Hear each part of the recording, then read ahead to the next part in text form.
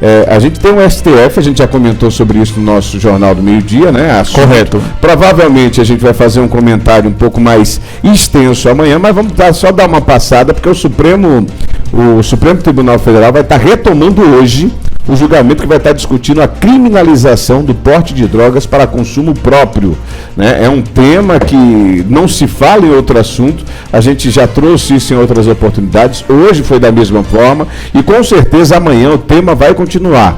O processo sobre o tema é o primeiro item na pauta da sessão do plenário e a análise vai começar com o voto aí do ministro André Mendonça.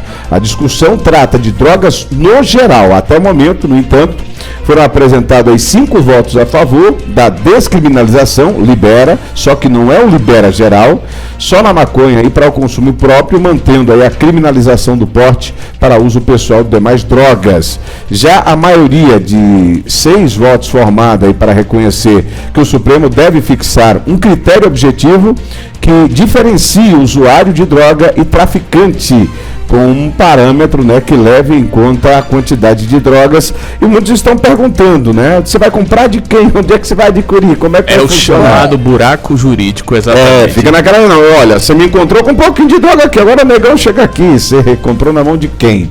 Boa pergunta. O CFM e ABP, agora eu vou falar o que significa essa sigla, diante da retomada do debate pelo Supremo Tribunal Federal, STF, sobre a descriminalização da maconha no país, o Conselho Federal de Medicina e a Associação Brasileira de Psiquiatria divulgaram nesta terça-feira 5 nota conjunta contra a liberação. Ou seja, recentemente nós falávamos tanto em negacionismo, em respeitar a ciência, né? Quem está falando aqui é o Conselho Federal de Medicina, né, e o Conselho de Psiquiatria. Então, a gente vai dar ouvido ao que esses órgãos estão dizendo, né, essas pessoas que se dedicaram tanto aos estudos, ou vamos atender pacificamente o que vai ser decidido lá na Suprema Corte. Então, fica essa indagação, essa outra indagação feita por Nerisvaldo acerca de onde será feita essa compra, né, dessa droga. Enfim, eu não estarei aqui na quinta-feira, mas na segunda-feira com certeza a gente vai poder retomar. Vamos ver qual vai ser o resultado, né? E existe deputados também imaginando que possa surgir mais um pedido de vista. Correto, Neisvaldo. Pois não, professor? Não, é isso, Neisvaldo. A gente vai debater esse tema, até para a gente poder checar essa informação que a colega Débora acabou de trazer, no sentido de pensar que é possível essa possibilidade da descriminalização de uma determinada quantidade, mas ao mesmo tempo é importante que o Supremo se atente no que diz respeito ao buraco jurídico, o qual vai ser criado, principalmente no que diz respeito a essa questão de quem vai fornecer, quem vai liberar necessariamente essa substância para o uso, ainda que seja em menor quantidade, como já acontece na nossa sociedade. O que existe é a criminalização de uma maneira distinta na nossa sociedade, porque sabemos muito bem que a justiça tem 2 pesos e 2 medidas, principalmente no que diz respeito às classes sociais, quando estão fazendo uso de qualquer entorpecente na nossa sociedade.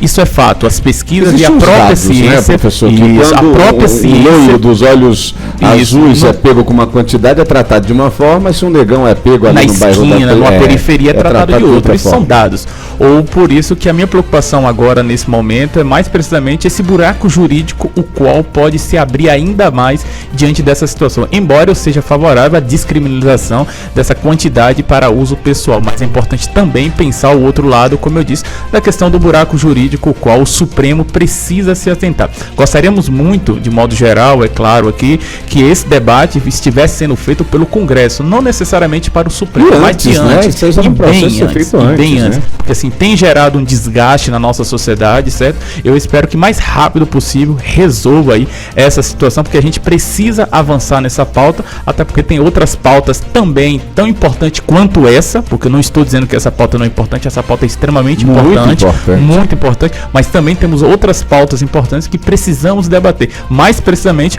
o nosso Congresso, o nosso Legislativo, e diante da omissão, infelizmente, o Poder Judiciário precisa fazer esse debate. Bom, pois não, Débora, só para concluir aqui, porque eu li só a parte inicial, na avaliação das entidades, propostas de mudanças na legislação vigente devem ser discutidas no Congresso Nacional, reforçando o que o colega acabou de dizer. Mas o Congresso é covarde. Esse Além é o tema, disso, né? chamam a atenção para o impacto do consumo de drogas no aumento no número de acidentes de trânsito, homicídios, suicídios e fortalecimento do narcotráfico. Para a CFM e a ABP, no lugar de descriminalizar as drogas, o foco deveria ser investimento no combate ao tráfico de drogas e no fortalecimento de ações preventivas e educativas para desestimular o consumo da tal droga. Então, o movimento deveria ser inverso. Deveria o quê? Incentivar, esclarecer a população para não utilizar. Porém, o Supremo está fazendo o quê? Indo contrário. Então, esse debate de fato deveria ocorrer no Supremo. Pronto, ele não é bom no Congresso, ele não é bom em dar prazos, né? Dê um prazo, olha, Congresso, você tem X prazo para decidir sobre isso. Agora, não, até decidir gramatura, a quantidade de droga, não é para o Supremo. Né? Então, aguardar de fato essa votação aí. E se houver um pedido de vistas, que a gente possa debater. A pressão é maior, agora como você está vendo aí que o Conselho, né, de Médicos, a pressão é maior para isso, tentando fazer um pedido de vista, né? Isso. Apesar que Barroso ali fala, não, temos que acelerar esse processo. Sim. Para que não haja pedido de vista. Não, e aí fica aquela pergunta, interessa a quem isso, né? Será que existe um outro interesse obscuro aí por trás, nas entrelinhas? Pelo menos uma coisa... de alguns integrantes do Congresso para que isso aconteça? Pelo menos no que diz respeito ao interesse, eu asseguro e tenho total convicção que menos interessa ao crime organizado a descriminalização do porte de drogas e a regulamentação do Estado. Porque tudo que o crime organizado não quer é o dedo do Estado no sentido da regulamentação. O grande problema é como o Estado vai fazer com que essa regulamentação aconteça de maneira transparente, né? E com fiscalização. Ou seja, o menos interessado nisso tudo é o tráfico organizado, que inclusive deve concordar plenamente com as orientações, segundo aí o que você trouxe, os dados do Conselho de Medicina. Que é um problema que a gente tem de mundo, né? Os Estados Unidos é quem está tratando isso por Estado. Vamos analisar outra questão. Nós estamos falando de um país que não atende como se deve às pessoas que são acometidas por vários tipos de doença. E nós sabemos que o consumo em excesso dessa droga, ela causa dano.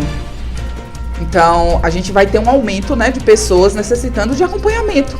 Como já sabemos, aqui na nossa cidade tem pessoas que estão passando por problemas psíquicos. Você pode dizer que pode ser um custo maior para você, para o professor, para dois, para mim, com a saúde pública, porque ela paga por todos nós. Porque acaba desencadeando no serviço público de saúde, que já não funciona. E aí, como é que fica? Nós já não temos um serviço que funciona.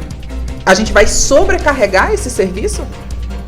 E se a gente for ampliar mais esse debate nessa linha um pouco mais moralista, a gente vai também esbarrar na questão do consumo do álcool, o qual, consumido em grande quantidade e sendo uma droga lícita na nossa sociedade, também causa problemas de saúde, desestruturação, violência doméstica, entendeu? Também. Mas a gente for, claro que a gente dá a oportunidade de falar geral, assim, que isso é que é bom, que não fica mas é interessante a gente pensar que são dois tipos de droga e a diferença entre ambos é apenas a concepção no sentido do conceito. Uma é lícita e a outra é ilícita na nossa sociedade e causa os mesmos danos ou até mesmo mais. Ou é um falso moralismo a gente querer debater a questão da descriminalização de uma determinada quantidade do consumo para uso próprio de maconha e a gente não fazer o debate no que diz respeito à questão do álcool, onde estabelecimentos vendem bebidas alcoólicas próximo a escolas e muitas vezes a gente fecha os olhos para essa realidade.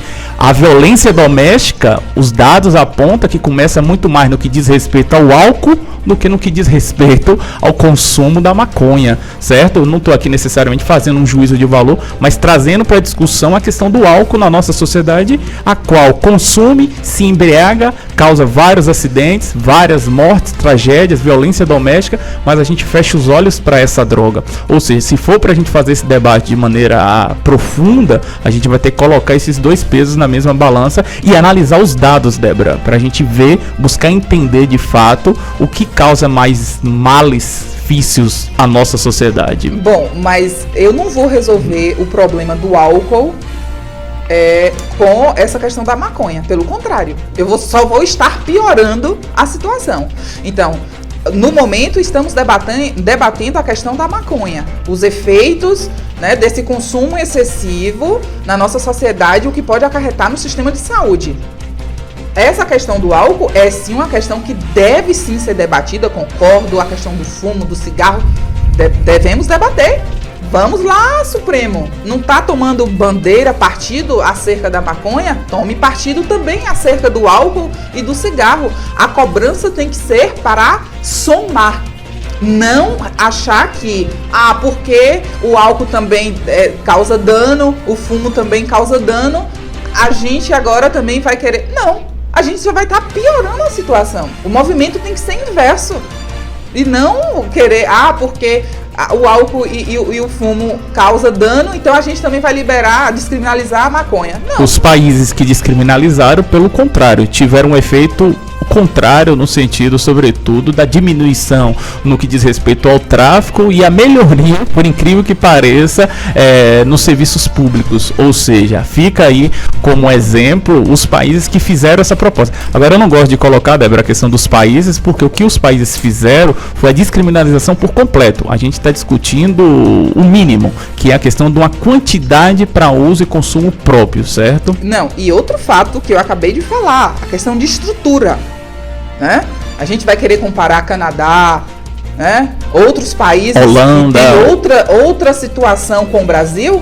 Um país que a gente pode fazer a comparação é o nosso vizinho chamado Uruguai. Canadá, Holanda é outra realidade, é claro, mas o Uruguai está aqui do lado com dados excelentes no que diz respeito à descriminalização. Mas lembrando, lá foi por completo e a gente está longe desse debate, até porque, como você bem disse, realmente não tem condições da gente fazer esse debate, ou melhor, essa descriminalização por completo, porque a gente não tem estrutura suficiente. Mas no que diz respeito a uma pequena quantidade, com o olhar do Estado, a regulamentação, não vejo problemas, até porque é preciso fazer para que a gente possa entender de fato até que ponto isso pode trazer benefícios ou malefícios na nossa sociedade. Pequena quantidade.